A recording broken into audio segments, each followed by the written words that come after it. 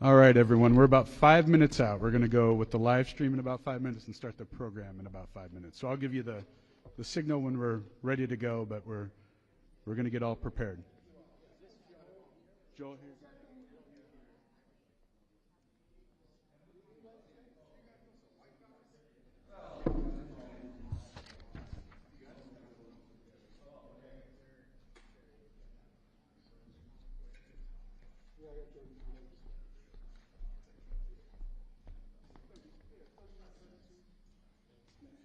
Y'all good?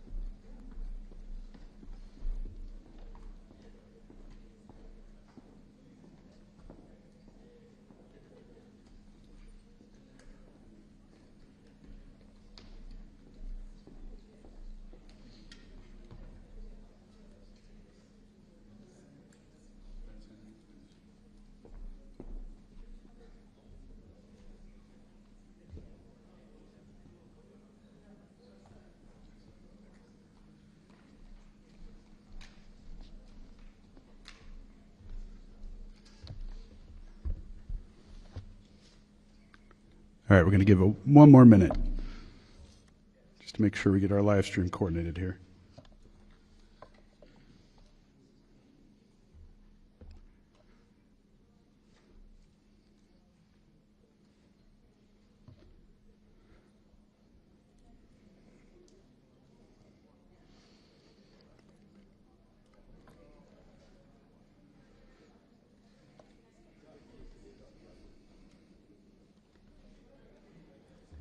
All right. Hold on, I'm just watching to make sure my team is ready to go. All right. Good afternoon, everyone, and thank you for joining us in this for this incredible day at Northwestern. My name is John Yates. I'm the Vice President for Global Marketing and Communications at Northwestern. Today you're going to hear from our President, Henry Bienen, Adrian Randolph, our Dean of the Weinberg College of Arts and Sciences, and finally from our Nobel Prize winner in Economic Sciences, Joel Mokyr. That's right.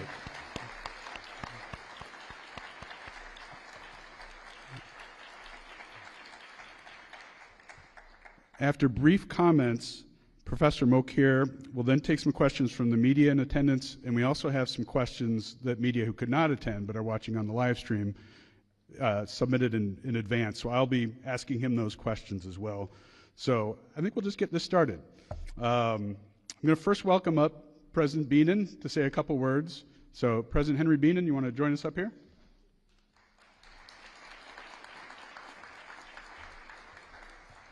Thank you, John. Well, today it's a great day for my friend, Joel Mokyr, and for Northwestern. We recognize Joel Mokyr on this remarkable achievement of the Nobel Prize in Economic Sciences. Because Joel is an economic historian, he will remember that we shared a line or a file in the old gym where we had lockers next to each other. So I know him pretty well from that. But seriously speaking, Joel, on behalf of Northwestern's faculty, staff, students, alumni, and friends across the globe, we congratulate you and we thank you for demonstrating this university's greatness on the world stage. And I congratulate all your colleagues in economics and in history. At Northwestern, we often talk about interdisciplinary work as a cornerstone of our strength, and Professor Mokyr reflects that strength with the research that brings together economics, history, science, and technology. Northwestern is one of the world's most preeminent universities precisely because of our brilliant faculty, like Professor Mokyr. And they push the boundaries of research in their quest to improve the human experience. Professor Mokyr's research focuses on innovation and growth and the important role that science plays in the advancement of our society. Importantly, his research also highlights the need for society to be open to change. These are themes that resonate deeply as institutions across the country, including ours, work to demonstrate the value of our research, not only to our elected officials, but to each and every member of the public. Today, we reflect on the important factors that lead to prosperity and how we may apply them moving forward. Many congratulations are in order. We once again congratulate Professor Mokyr. We also congratulate his fellow prize winners, Professor Philippe Aghion, and Peter Howard. We congratulate his colleagues in the Department of Economics and the Department of History. We congratulate the College of Arts and Sciences, including Dean Adrian Randolph, who will be here in a moment. And we congratulate everybody, every faculty member, postdoctoral researcher, staff member, and student who contributes to this amazing academic community where research thrives and where students have a front row seat in history. Thank you very much.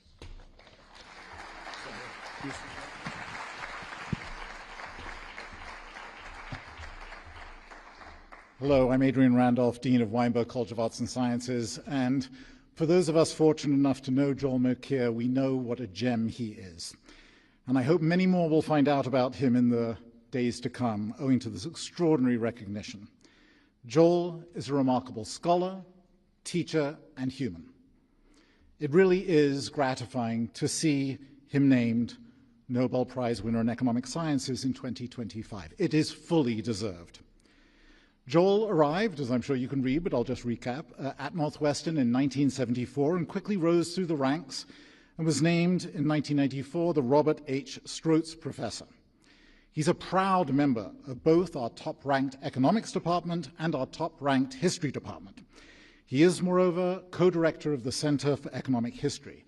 He is the author of scores of books. I can't possibly name them all, but to give you a taste of the range of his topics that he covers, his books, here are a sampling: Industrialization in the Low Countries, Economics of the Industrial Revolution, The Lever of Riches, Technological Creativity and Economic Progress, The Gifts of Athena, Historical Origins of the Knowledge Economy, and A Culture of Growth, Origins of the Modern Economy.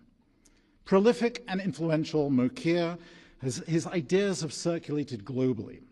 Comfortable in the worlds of Renaissance humanism and in the early modern Republic of Letters in the 15th and 16th century, in the scientific revolutions of the 17th century, and in the sometimes hot-headed debates of the Enlightenment and Romanticism, the 18th and 19th centuries, Mokyr mingles a deep commitment to intellectual history with the histories of science, technology, and markets associated with the long industrial revolution.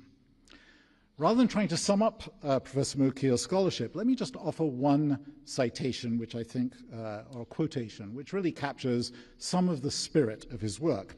I'll just set the scene. The book, A Culture of Growth, charts the intricate web of ideas and experts connecting fundamental discoveries in science and technology to the development of our modern economy.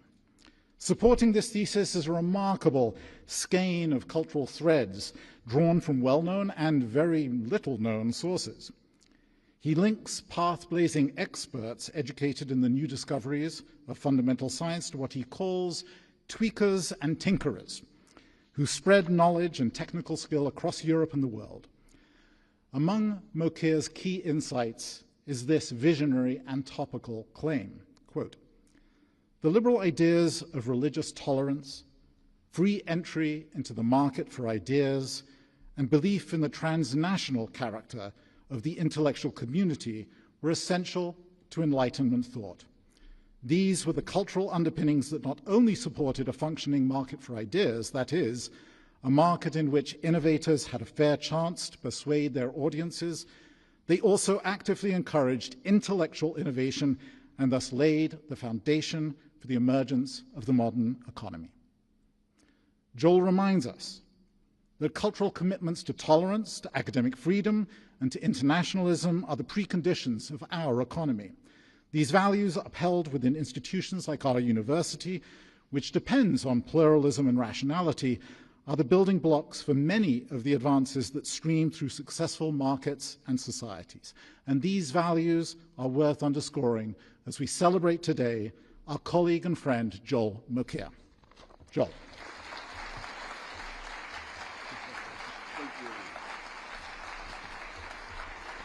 Well,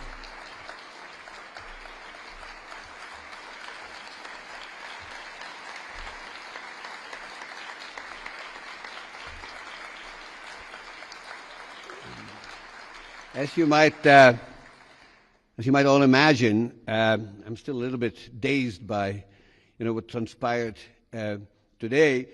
But I want to start with something completely unrelated to this prize, and that is that this is a very special day for me, seeing the return of 20 live hostages of my countrymen this morning, which warms my heart far more than any other personal achievement that I can ever get.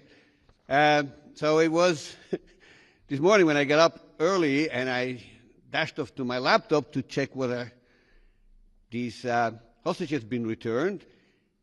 And then I noticed in my email there were all these messages of congratulations, and I go, what are they congratulating me for? And I thought it was maybe people mistaken my birthday or something, but no, I mean there was a missed call with a country code of 42, which is Sweden, and then all of a sudden something started to dawn on me. Still trying to digest this. It'll probably take a couple of weeks. So, as Henry and Adrian said, I'm an economic historian. I've been an economic historian at Northwestern for 51 years now. I'm starting my 52nd, still going strong. And I have been a proud member of two of not just the university's most distinguished department, but the world's most distinguished departments, the economics department and the history department, of which I'm in both of them a full citizen. Being in those two departments is quite interesting, in part because the two cultures are essentially non-overlapping, and you know, in history and in Harris Hall, it's a very different world than when you're in the Kellogg building. Different language, you know, different people, but they share a commitment to scholarship and to teaching second to none. And I've been very proud to be a member of both of those departments. Also, as I said, it does lead to some interesting situations. I think there was a time when I was simultaneously the most left-wing member of the economics department and the most right-wing member of the history department, which is still possible. So having been here for, as I said, over 50 years, of course, both departments changed over time. Many colleagues left and passed on, and new colleagues joined. But I think the commitment to scholarship and to true intellectual activity has remained constant over time, and if anything, has improved.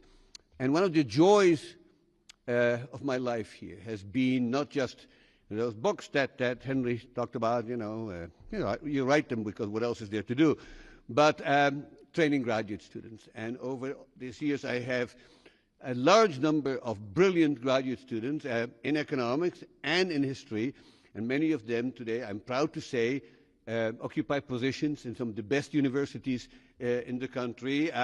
Some of them have their own students, and these students have their students. So I have actually intellectual great-grandchildren, which is kind of a bit of an awesome feeling. And some of my students, former students, actually are retiring.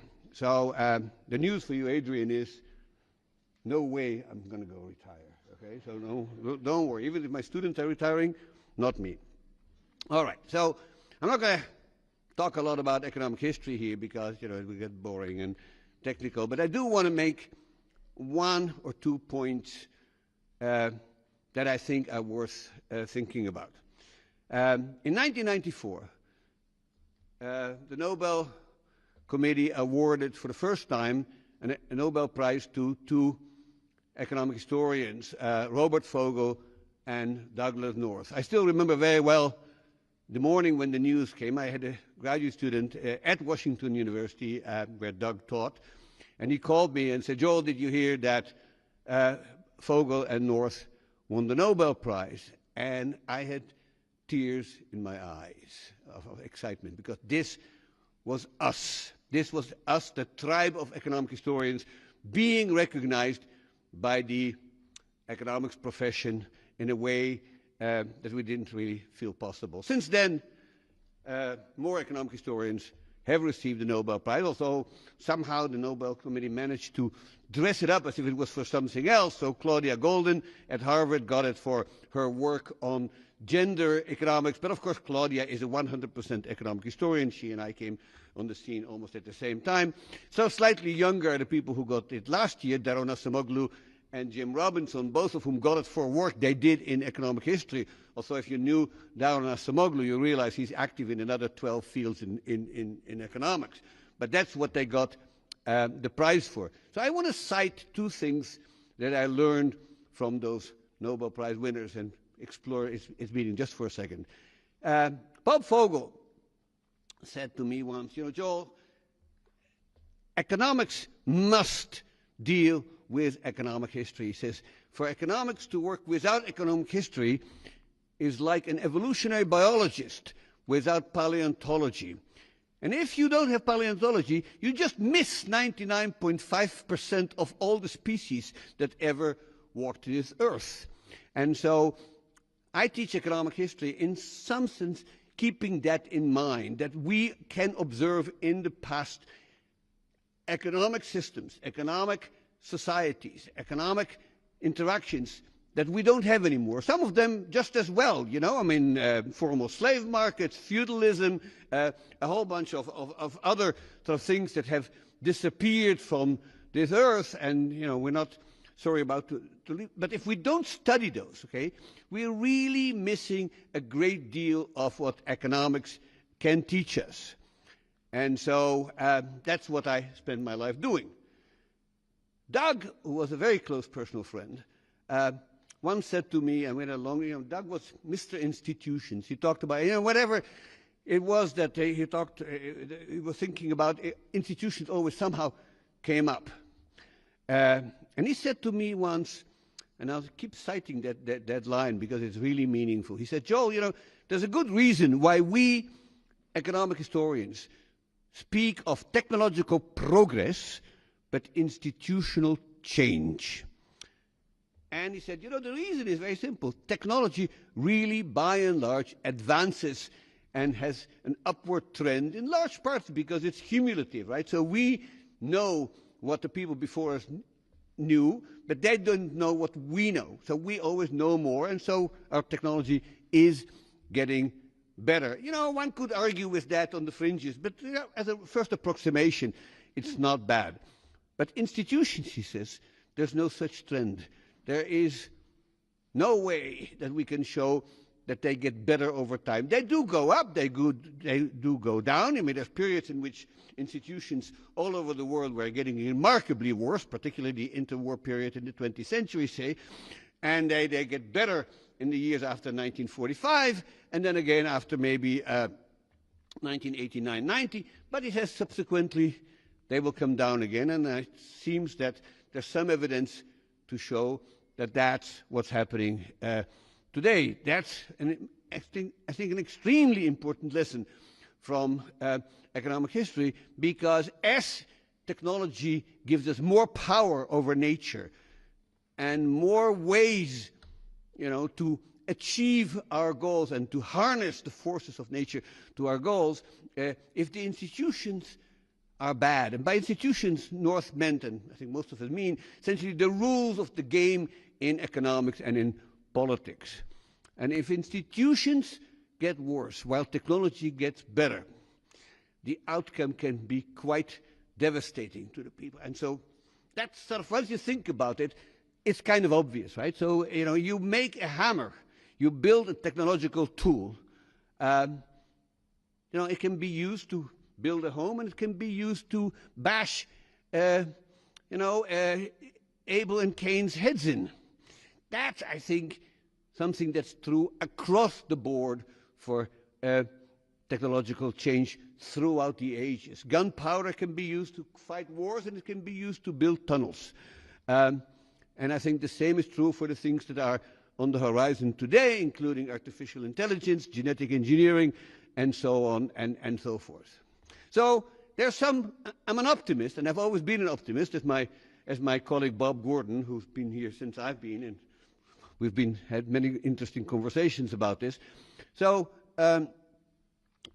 but I think we should always keep in mind that technology can be abused, but that by and large it is still true that if you had to choose a year in human history in which you wanted to be born, I would choose 1925, because I still think that our capability of creating techniques that make our lives better, more comfortable, longer, reduce disease, reduce mortality, keeps us cool in the summer and warm in the winter, and make sure that we eat well, that those techniques will continue to improve.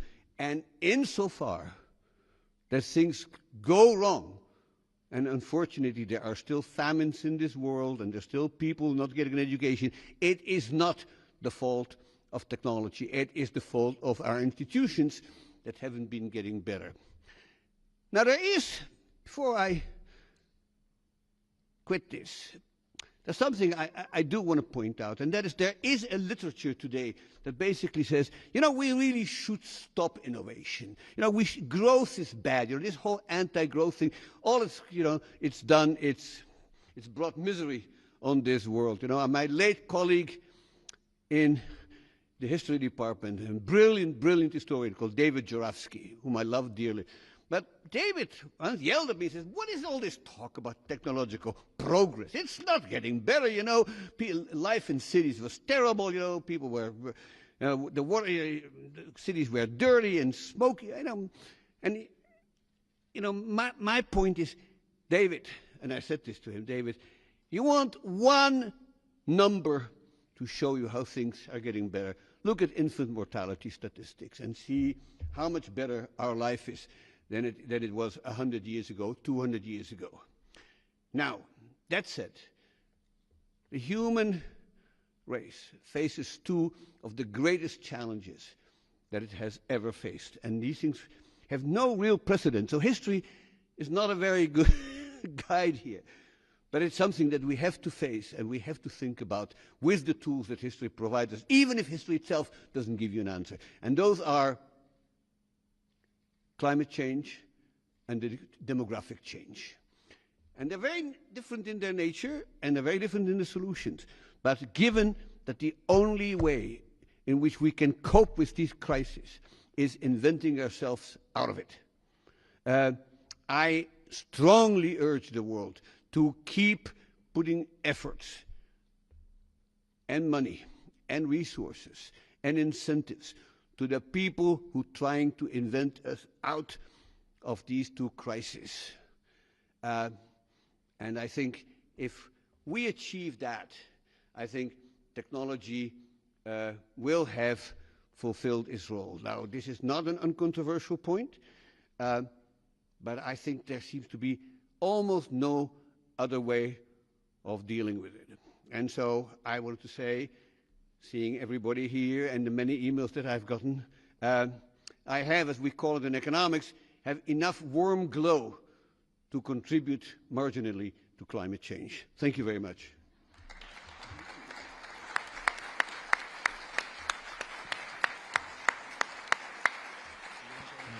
I'm just going to, yeah.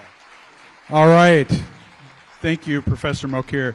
We're going to take some questions now from the audience and from the media. Do you want to go back up here? And I'll distribute these microphones to my team over here. If there are folks in the audience, I do have some questions from the media who sent them in ahead of time as well. Do we have anyone who's got some questions for Professor Mokyr?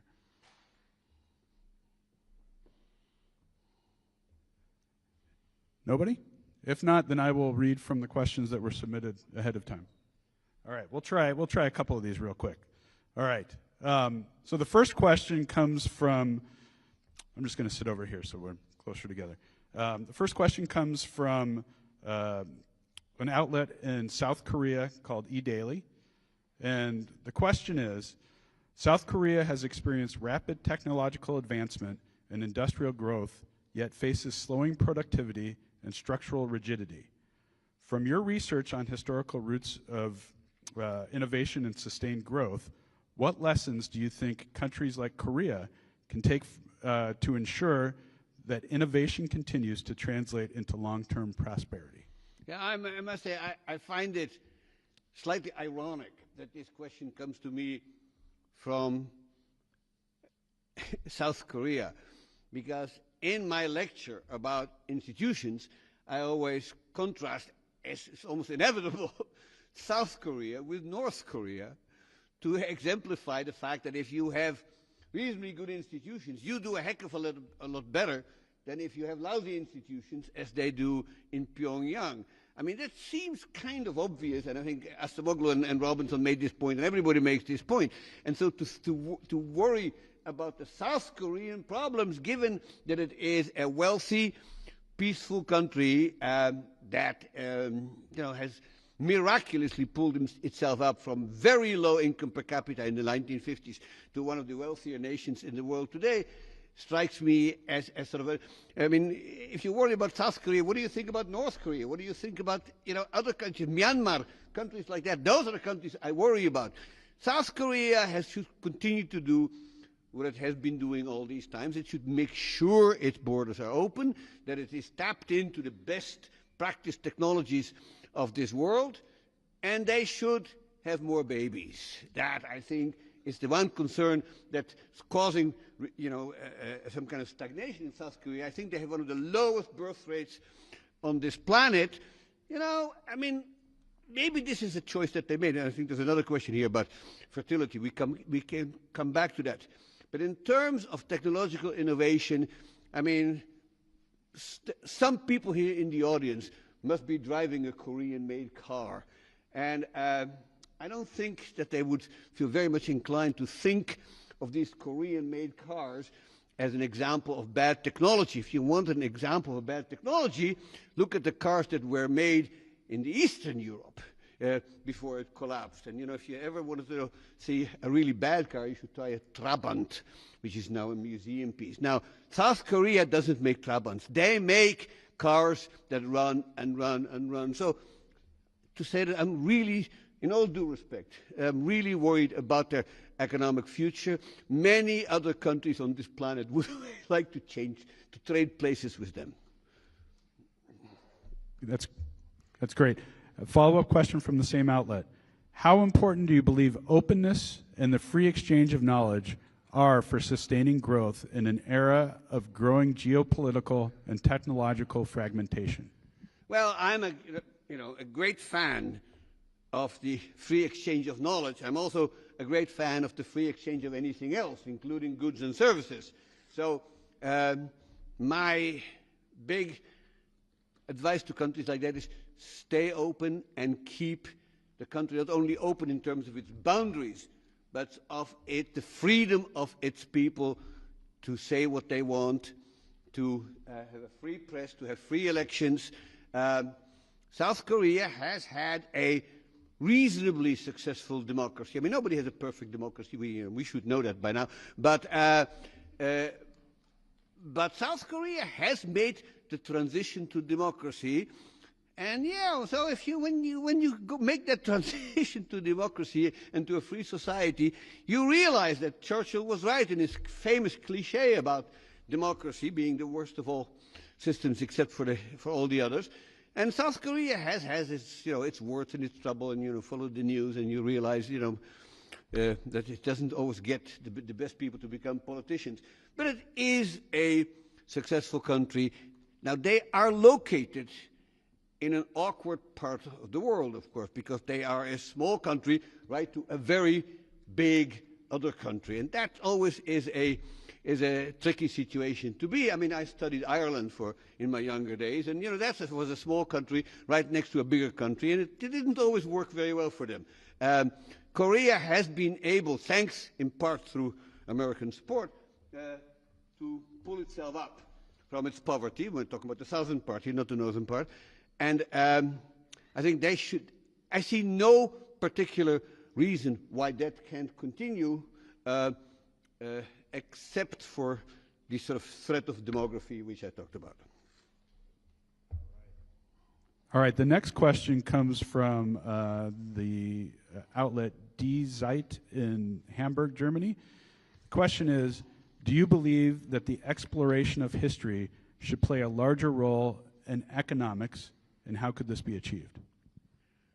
Well, it is already playing a larger role in economics. I'm proud to say that here at Northwestern we have 7 scholars who are basically full-time economic historians on the faculty, and then a number of people around who still work in the field and hang around, like my friend Lou Kane in the audience there. It is becoming a very popular field in economics, and it's not just that we have more and more interest in the past, but I think there are other things about economic history that make it attractive. Economics in my lifetime, which is a long time, has changed in the following sense. Theory is still very much an important part of our field, but I think by and large the center of gravity has shifted from theoretical work to empirical work, and to big data, some smaller data, but empirical work has gotten much more, I think, respect than it did 40 or 50 years ago. Now, economic history, of course, is by its very nature an empirical field, but it also has been, I think, exceptionally been able to take advantage of new data collection and data generation techniques that are coming online and are getting better every year.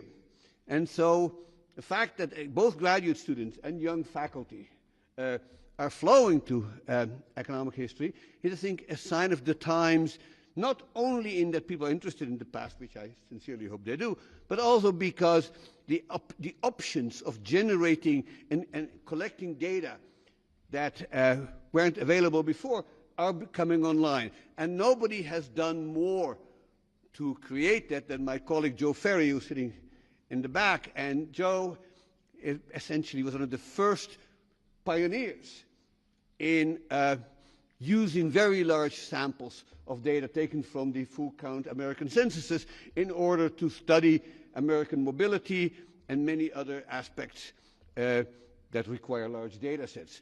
So I think economic history has a bright future, and I am imploring all major economics departments that do not have a full-time economic historian in their ranks. I won't name them by name, but Princeton and Penn are among them, to hire a young economic historian, which we are producing every year, and we have 3 of them on the market this year, and I will do all I can to persuade these universities to hire my students. Excellent. All right, the next question comes from the Associated Press. You have often spoken positively about technological innovation. How are you feeling about AI, which, as you know, has sparked concerns about everything from the elimination of jobs to darker scenarios like whether it could develop deadly viruses? Well, my day wouldn't be complete if I didn't have a question about AI. I think wherever I go, people ask me questions about AI. It's a tool. The notion that somehow AI is this monstrosity that lurks, somewhere beneath us and will eventually come and, drive the human race into extinction and take over the planet. I mean, these people have read too much dystopian science fiction. Nothing of the sort is ever going to happen. In fact, the whole idea that machines are more intelligent than we are seems to assume that intelligence is a single metric in which we sort of measure a machine's IQ and compare it to. I mean, that's complete nonsense. I mean, of course, human intelligence is multidimensional, and it's always been the case that we use machines to do things that we can't do ourselves because our senses and the size of our brain aren't good enough. Okay, so we can't see bacteria either. So we build a microscope and we see bacteria. We can't see the planets of Jupiter, the moons of Jupiter. So we build a telescope and we see them. We can't do zillions of calculations in a second, so we have high-powered computers. That doesn't make the computer more intelligent. It just means that in a particular dimension, they can do things that we can't. AI is an information aggregator. Okay? It knows what we fed it, and it has access. At very high speed, it can process it in ways that we tell it to do. But the notion that they have human intelligence that includes initiative and intuition and ambition and things like that seems to be really fanciful. And that's not, I think, what's on the near horizon. I mean, who knows what's going to happen 50 years from now. But at the moment, I see AI primarily as a magnificent research assistant. And we've had previous research. My PC is a wonderful research assistant.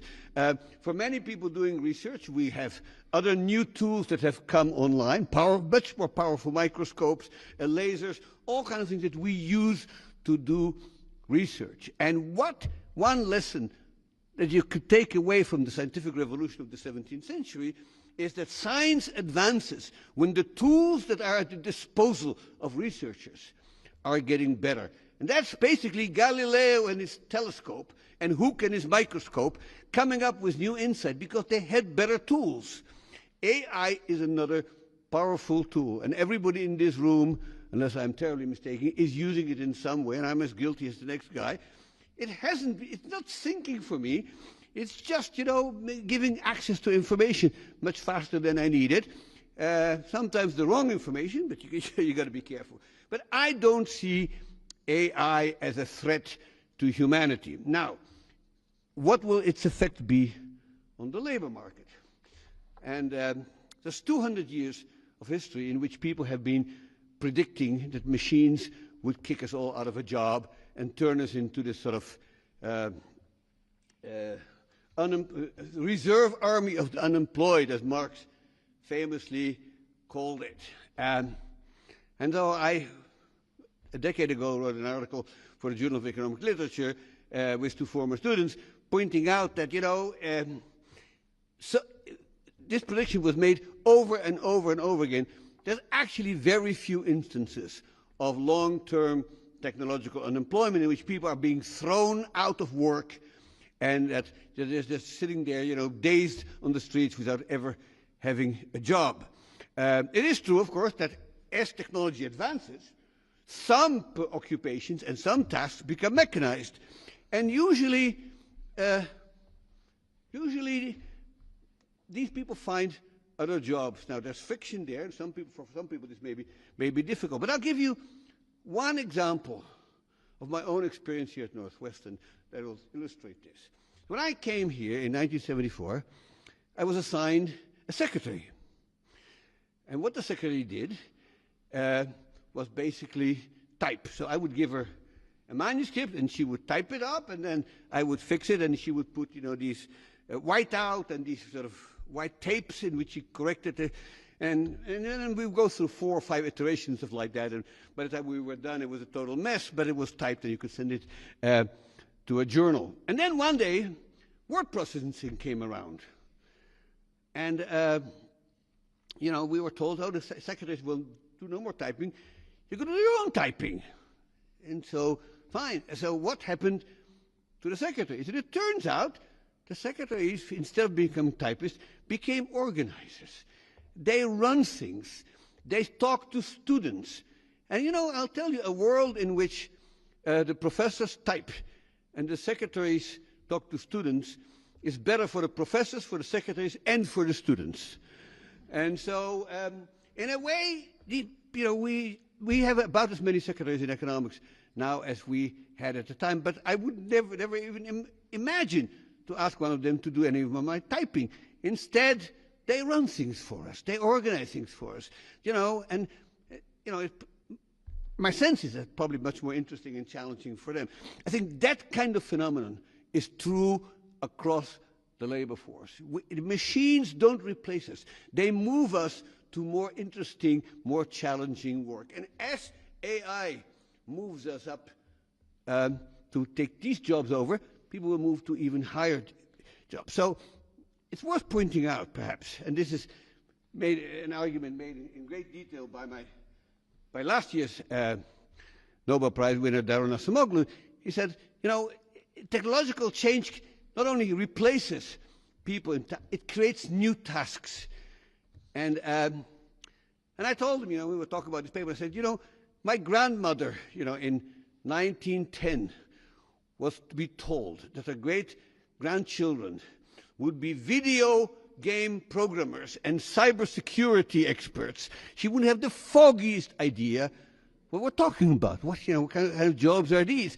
And I think just as that was the case, I think it's true today. We cannot imagine the new tasks and jobs that will be necessary to fill for people in the future. But for just to make the final point, as I see it, the main concern about the labor market is not technological unemployment, it's labor scarcity. That fewer and fewer people entering the labor force, more and more people are retiring, and there's this age hollowing out in the sense that the people supposed to pay their taxes and their Social Security are disappearing. And the people who receive Social Security, such as myself, their numbers are multiplying. So for that, you need some kind of mechanism that will do the work. And if demography won't do it, then technology will have to do it. So my sense is that insight from history is quite, I think, important. Now, I can't rule out some dystopian outcome, you know, like in this famous Kurt Vonnegut novel that I read in graduate school called Player Piano. It's a brilliant book, and he sort of describes this world in which basically nobody's working anymore. You can't rule that out because, you know, who knows what the future will bring. But John Maynard Keynes, the great economist, once described a world called, it's a little essay called Economic Prospects for Our Grandchildren, in which he talked about a 15-hour work week. Well, I'm still waiting for that one. Yes. So we probably have time for one more. If there's anyone in the crowd, I do have another one on my phone, which I left over on the other seat. So I'm going to get that. Well, offer one more opportunity for anyone who's here. Okay, we do have one. All right. And if you could speak up as you ask, it's a little harder to hear up here. All right, Deborah? Sure. Hi, Joel. Congratulations. I'm very curious about what your solution to the demographic crisis is, because I know that yours is different from Elon Musk's. Here, Joel. Did you hear it? Yeah.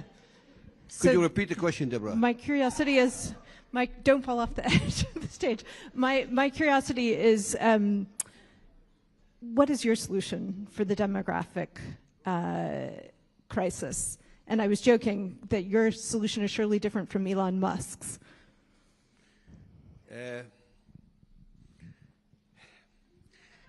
Deborah, In other words, let me just put a point. I was told by the authorities in my residence not to stay away from politics as much as I can. And I already said to somebody who interviewed me on the phone today that when I heard Richard Nixon resign, I thought I would never imagine a worse president possible. And I've had second thoughts about that one.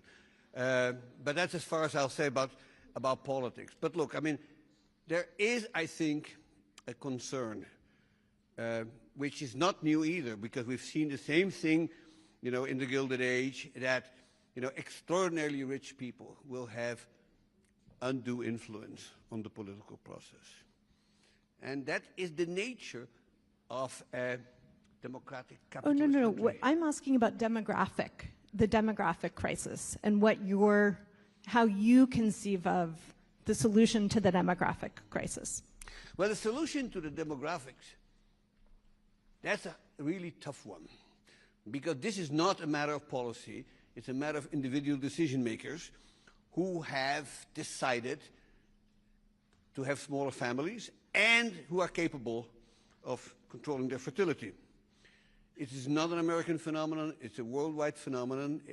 And so I know there is a movement called natalism, which is trying to encourage people to have more babies. And I'm not actually persuaded, as an economist, that that actually will make us better off. If it is, assuming that the decisions are being made by people with good control over their fertility, I can't see why I, as a policymaker, or anybody else, should think of a society in which, you know, the average family size is one child rather than 3 or 4, why that would be a worse society. Remember, you know, the world has grown enormously demographically since 1945. You know, in 1950, we had about half the population we have now. Wasn't all that terrible. In fact, everybody was really scared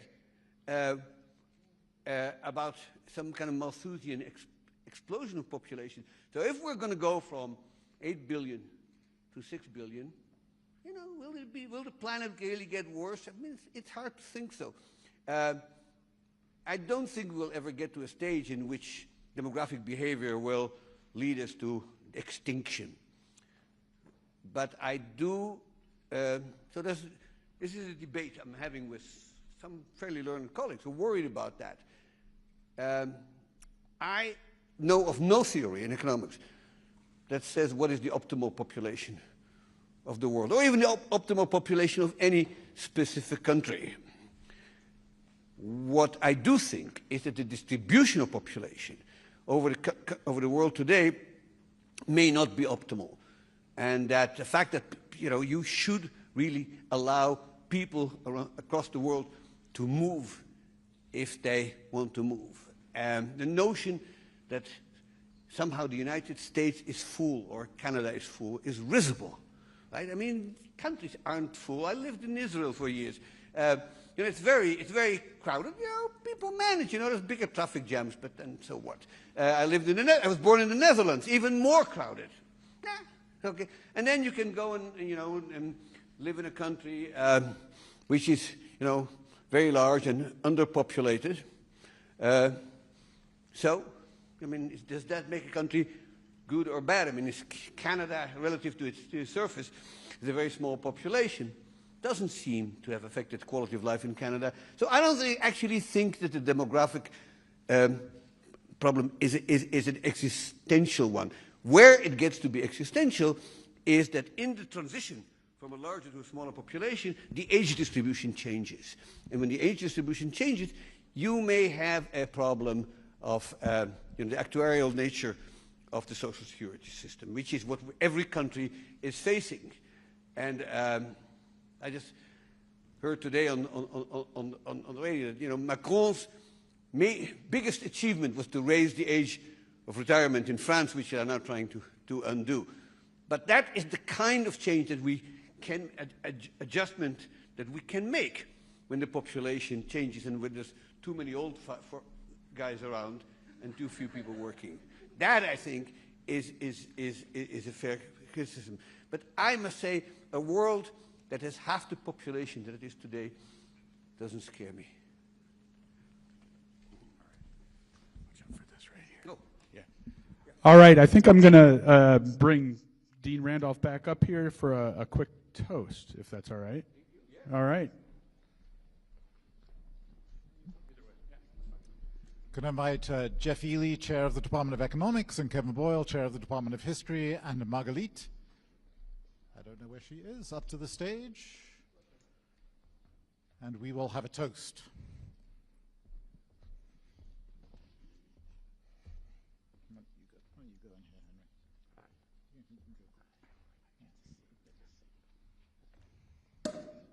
Oh, celebratory.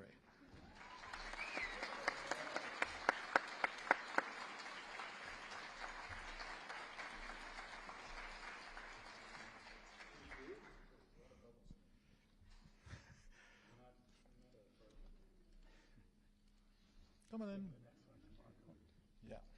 And then why don't you come in here? Maybe I'll get, I think you'll have to cluster. So maybe I'll start speaking. Joel, as we charge our flutes with bubbly, on behalf of the President, your colleagues, Weinberg College, we just want to express our extraordinary pride in your achievement. I hope that in the coming days that you revel in reflecting on your career and thinking back to all the people who have made this possible. And I understand, I think you'd be the first to acknowledge, as you did, it's the students, the colleagues at other institutions that sustain the type of work you've produced throughout your career and is being recognized today. We could not be happier that it happened to such a wonderful colleague and friend as you. And again, speaking for your departments, congratulations. And we have a tradition in Weinberg College, which I hope you will indulge me with, where we raise our glasses and have 3 cheers. So hip hip, hooray. Hip hip, hooray. Hip hip, hooray. To Joel Mokyr.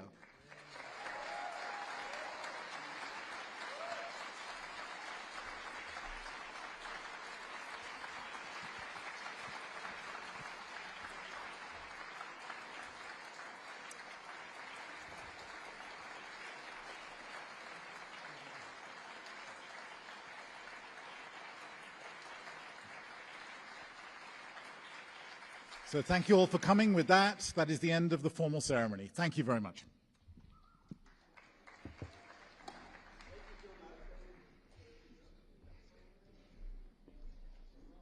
Now some pictures.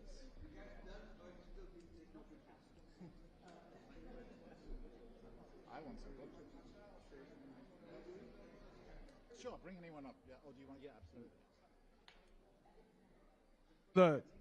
For the folks from Northwestern that want to come up and share in some of the bubbly, we have lots of bubbly, so feel free to come on up and join us.